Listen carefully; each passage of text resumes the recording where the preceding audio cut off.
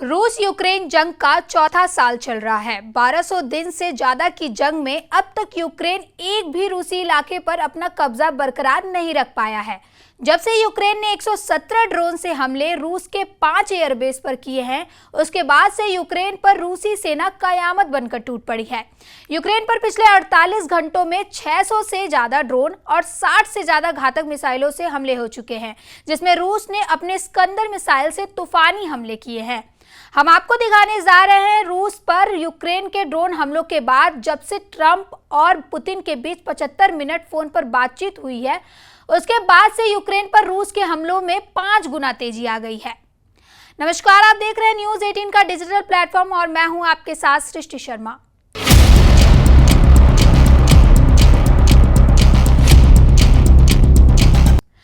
America में Elon Musk और Donald Trump के बीच भीषण गृह युद्ध जैसे हालात बन गए हैं, जिसका सबसे ज्यादा फायदा रूस उठा रहा है, जबकि यूक्रेन अब अपनी साक्षात हार सामने देख रहा है। इधर दूसरी तरफ अलग थलग पड़े यूक्रेन को अब सिर्फ जर्मनी, फ्रांस और ब्रिटेन से ही सैन्य सहायता की उम्मीद बची है।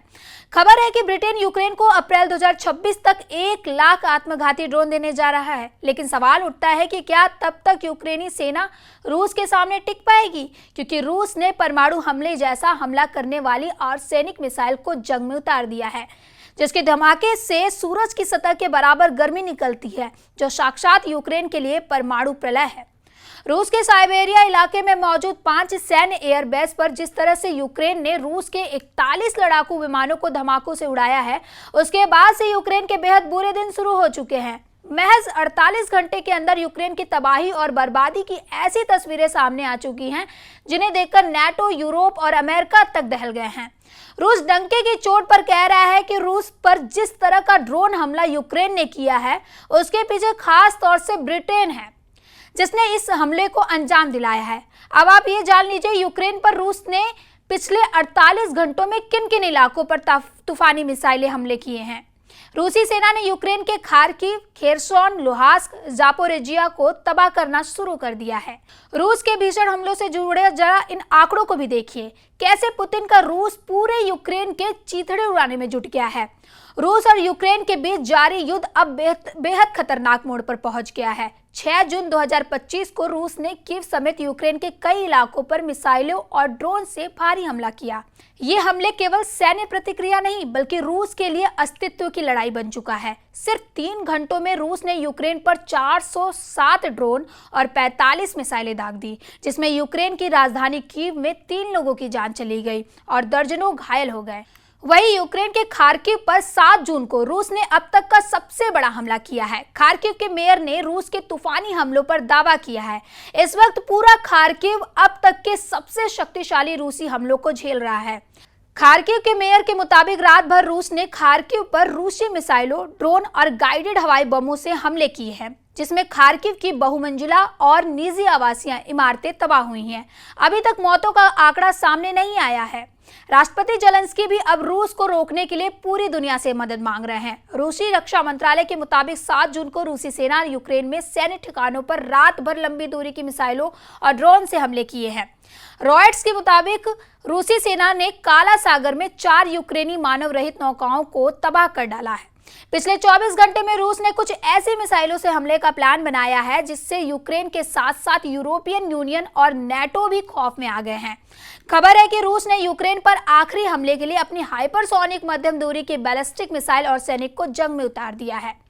इंटरनेशनल मीडिया के दावों के मुताबिक कजाकिस्तान रक्षा मंत्रालय ने दावा किया है कि उसके इलाके में रूस की तरफ से दागी गई एक मिसाइल के अवशेष मिले हैं, जो आर्सेनिक मिसाइल के हो सकते हैं। Ніч було більше 400 ударних дронів, більше 40 ракет, в тому числі балістичних ракет. Цим ударом росіяни пошкодили в Києві житлові будинки, звичайно, а вже ж, звичайно, міську інфраструктуру. В Луцьку, на Волині вони зруйнували, зокрема, звичайний готель, в якому були українські спортсмени. І, будь ласка, прошу, підтримуйте всі зусилля заради цілком справедливого тиску. Все, что происходит в рамках специальной военной военная операция, все, что делается нашими военными ежедневно, это и есть ответ на действия киевского режима, который сейчас уже приобрел все характеристики террористического режима. А что касается конкретно ночных ударов, то если вы внимательно читали заявление Министерства обороны России, там написано, что в ответ на террористические акты киевского режима. खबरों में दावा किया गया है कि रूस ने यूक्रेन के चुनिंदा इलाकों पर आर्सेनिक हाइपरसोनिक मध्यम दूरी की बैलिस्टिक मिसाइल से हमला शुरू करने की तैयारी शुरू कर दी है, जिसके तहत रूस ने आर्सेनिक मिसाइल का परीक्षण शुरू कर दिया है।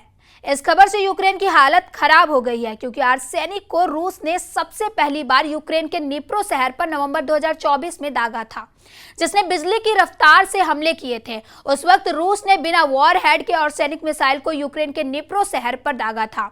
निप्रो शहर यूक्रेन का केंद्रीय शहर माना जाता है, जहां सैन्य छावनियों की संख्या काफी ज्यादा है। अब आप ये भी जान लीजिए कि आर्सेनिक मिसाइल कितनी घातक है।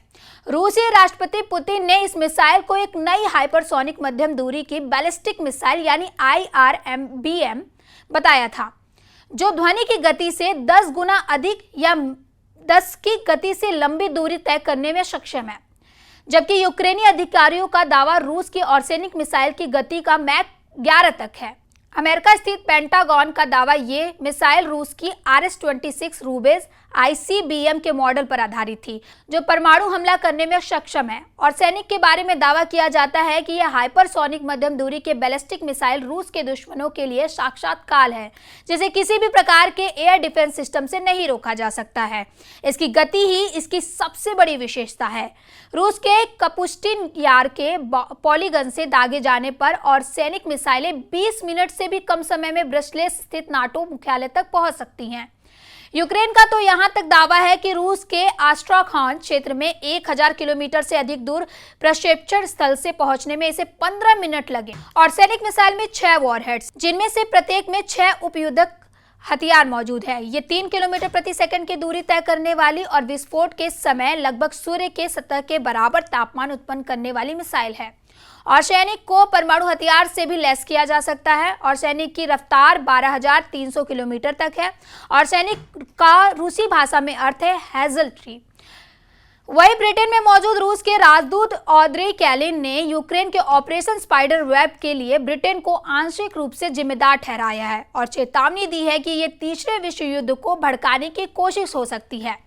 कैलिन ने दावा किया है कि इस तरह के हमलों के लिए उच्च तकनीक की जरूरत होती है, जो ब्रिटेन और अमेरिका के पास ही है। उन्होंने साफ तौर पे कहा कि इस हमले में ब्रिटेन की भूमिका हो सकती है, जबकि ट्रंप ने अमेरिका की किसी भी भूमिका से इनकार किया है। अब ऐसे हालात में अगर यूक्रेन पर रूस आर्सेनिक मिसाइलों से हमले करेगा तो यूक्रेन कैसे सूरज की सतह के बराबर तापमान वाले धमाके को झेल पाएगा। यानी अगले 24 से 48 घंटे पूरे यूक्रेन पर बेहद भारी साबित होने जा रहे हैं। ऐसे ही खबरों के लिए देखते रहे न्यूज़ 18 का डिजिटल प्लेटफॉर्म और do like share subscribe the channel. Thank you. रूस यूक्रेन जंग का चौथा साल चल रहा है। 1200 दिन से ज्यादा की जंग में अब तक यूक्रेन एक भी रूसी इलाके पर अपना कब्जा बरकरार नहीं रख पाया है। जब से यूक्रेन ने 117 ड्रोन से हमले रूस के 5